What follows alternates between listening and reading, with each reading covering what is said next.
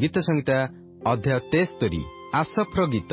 ପରମେଶ୍ୱର ଇସ୍ରାଏଲ ପ୍ରତି ନିର୍ମଳାନ୍ତକରଣ ଲୋକଙ୍କ ପ୍ରତି ନିଶ୍ଚୟ ମଙ୍ଗଳ ସ୍ୱରୂପ ଅଟନ୍ତି।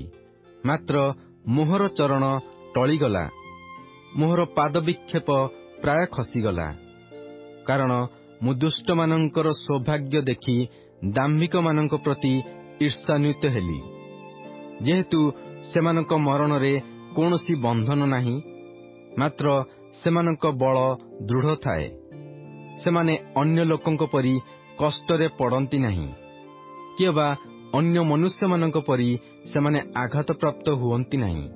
ଏହେତୁ ଅହଙ୍କାର ସେମାନଙ୍କ ଗଳାର ହାର ସ୍ୱରୂପ ହୁଏ, ଦୌରାତ୍ମ୍ୟ ବସ୍ତ୍ର ପରି ସେମାନଙ୍କୁ ଆଚ୍ଛାଦନ କରେ।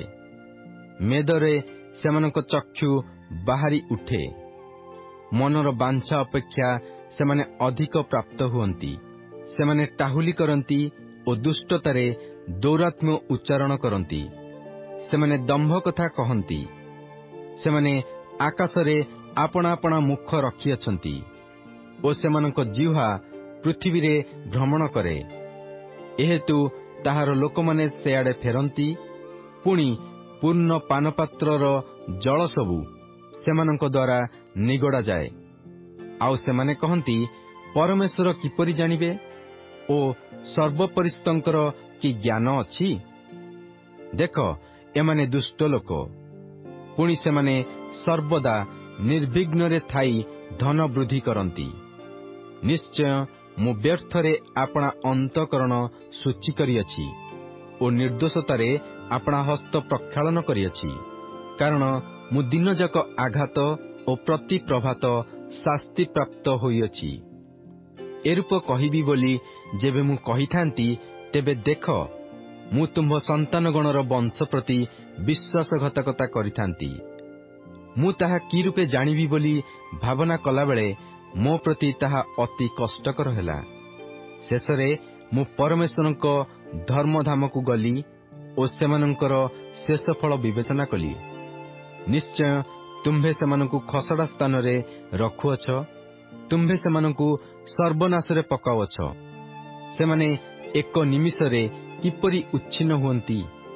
ନାନା ତ୍ରାସରେ ସେମାନେ ନିଃଶେଷ ରୂପେ ସଂହାରିତ ହୁଅନ୍ତି।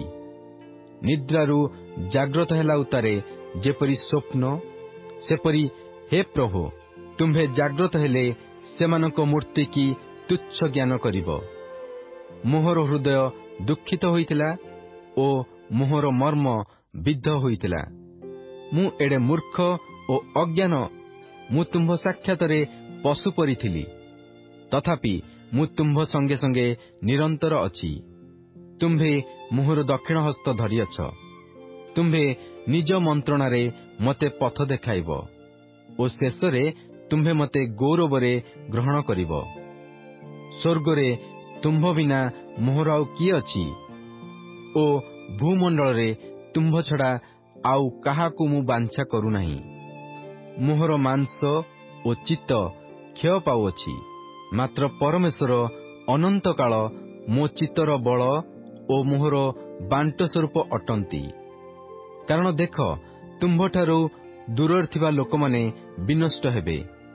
ତୁମ୍ଭଙ୍କୁ ଛାଡ଼ି ବ୍ୟଭିଚାର କରିବା ଲୋକ ସମସ୍ତଙ୍କୁ ତୁମ୍ଭେ ଉଚ୍ଛିନ୍ନ କରିଅଛ। ମାତ୍ର ପରମେଶ୍ୱରଙ୍କର ନିକଟବର୍ତ୍ତୀ ହେବାର ମୋହର ମଙ୍ଗଳ। ମୁଁ ତୁମ୍ଭର ସକଳ କର୍ମ ବର୍ଣ୍ଣନା କରିବା ପାଇଁ ପ୍ରଭୁ ସଦାପ୍ରଭୁଙ୍କୁ ଆପଣାର ଆଶ୍ରୟ ସ୍ୱରୂପ କରିଅଛି।